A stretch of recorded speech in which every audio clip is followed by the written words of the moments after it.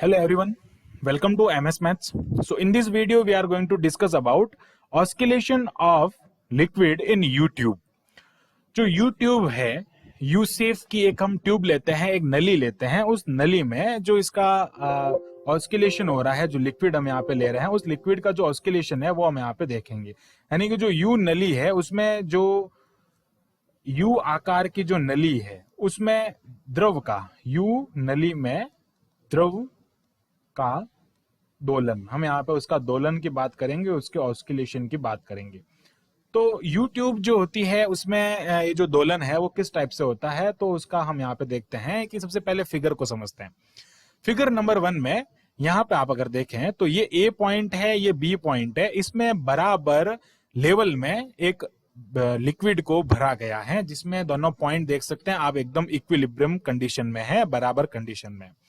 But हम क्या करते हैं कि यहाँ पे इस पे थोड़ा सा प्रेशर अप्लाई करते हैं। इस तरफ से अगर हम प्रेशर अप्लाई करते हैं और वो जो है अपनी मेन पोजीशन से यानी ए पॉइंट से उसमें क्या हो रहा है, डिस्प्लेस्ड हो जाता है। ये ए पॉइंट से जब डिस्प्लेस्ड हो जाता है यहाँ से, तो वही लिक्विड जो होगा वो ये जो है ए पॉइंट से एक्स डिस्प्लेसमेंट हो जाता है इसका, और उसी का इस तरफ एक्स हाइट में क्या हो जाता है, इंप्रूवमेंट हो जाता है, हाइट उसकी इंक्रीज हो जाती है।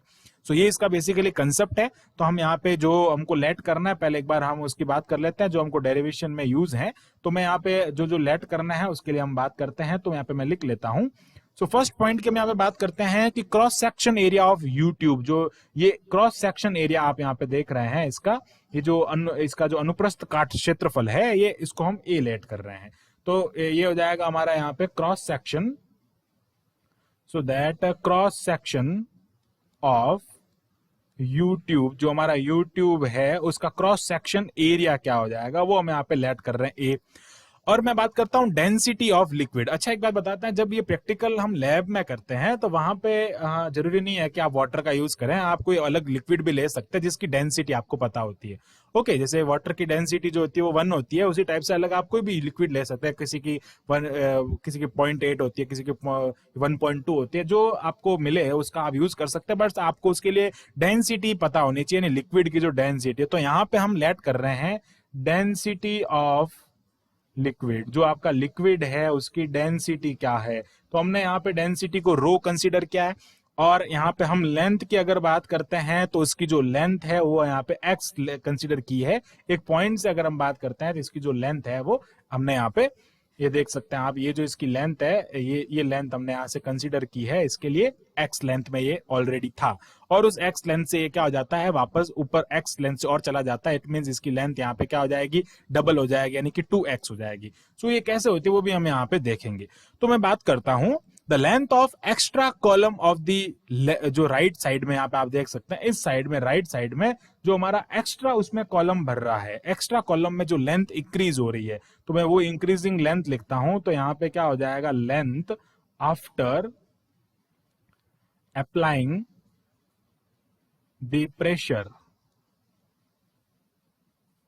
प्रेशर अप्लाई करने के बाद में जो एक्स्ट्रा लेंथ हमारे पास में आ रही है वो हो जाएगा 2x हो जाएगा उसके लिए। ओके, अब मैं अगर इस वाटर या लिक्विड, जो भी हम लिक्विड ले रहे हैं, उस लिक्विड के लिए तरल पदार्थ हम ले रहे हैं, उसका मास अगर मुझे फाइंड है, मास m हो जाएगा, इसका जो मास है, भार है, वो mg हो जाएगा। तो वेट बेसिकली मुझे यहाँ से फाइंड करना है, तो इसके लिए वेट क्या हो जाएगा उसकी हम यहाँ से बात कर लेते हैं। तो weight is equal to W is equal to mg हो जाएगा। अब ये जो mg है, इसको हमको क्या करना है कि यहां से इसका एक वेट इसका जो पर्टिकुलर वेट है वो हमको फाइंड करना है।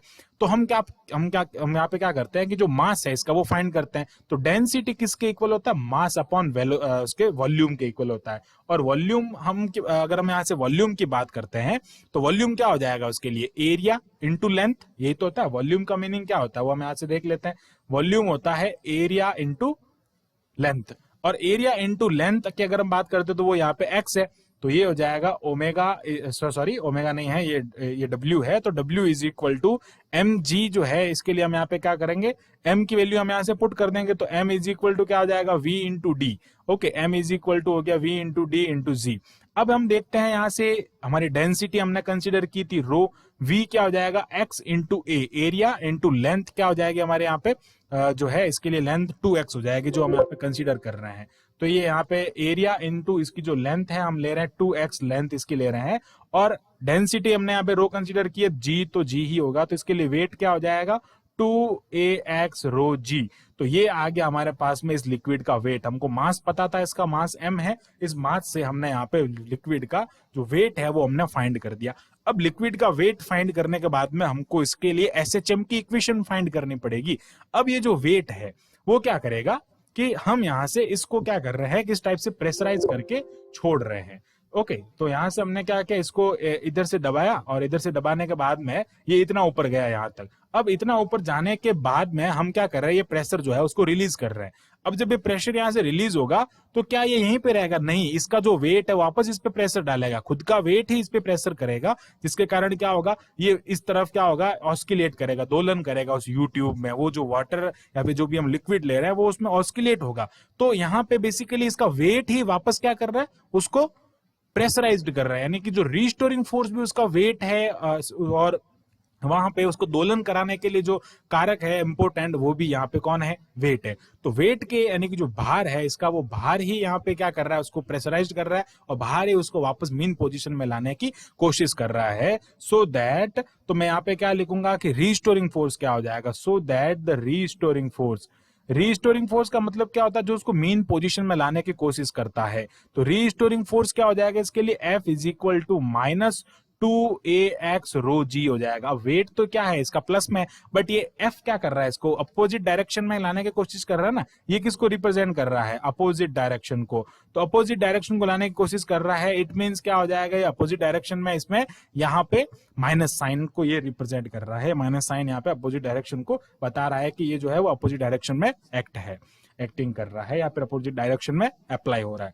अब यहाँ पे देखते हैं कि F किसके इक्वल होता है, M A के इक्वल होता है। तो M is equal to minus 2ax rho g हो जाएगा, और A को अपन क्या लिख सकते हैं, d2x बाई dt स्क्वायर।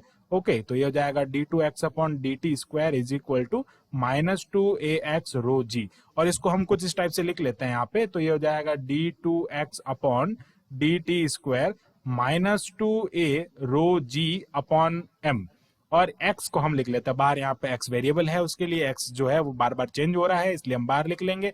और यहाँ पे ये जो टर्म है पूरा 2a rho g upon m, इसको हम यहाँ पे ओमेगा स्क्वायर लेट कर रहे हैं, angular frequency, so that is minus omega square x। और यहाँ पे हमारे पास में SHM की इक्वेशन हर बार की तरह यहाँ पे भी SHM की इक्वेशन मिल रही है। इट मींस इसमें जो लिक्विड है वो क्या कर रहा है, SHM रिप्रेजेंट कर रहा है। तो इसका कोई ना कोई टाइम पीरियड भी तो होगा, तो उसके लिए हम यहाँ पे अगर टाइम पीरियड की बात करते हैं तो टाइम पीरियड भी हमको फाइंड करना होगा। सो टाइम पीरियड क्या होता है, t is equal to 2 pi by omega. That means omega क्या हो जाएगा, रूट ऑफ 2a, ये हो जाएगा omega is equal to root of 2a rho g upon m। और यहाँ पे 1 अपॉन ओमेगा है तो इसका रेसिप्रोकल हो जाएगा, तो 2 पाई एंड रूट ऑफ में आ जाएगा m upon 2a rho g। तो ये इस टाइप से हमने टाइम पीरियड भी कैलकुलेट कर दिया, इसको प्रूफ भी कर दिया कि इसमें जो लिक्विड है वो SHM रिप्रेजेंट करता है। आई होप आपको ये टॉपिक अच्छे से क्लियर हुआ होगा। So thanks for watching this video, keep watching MS maths and subscribe the channel MS maths.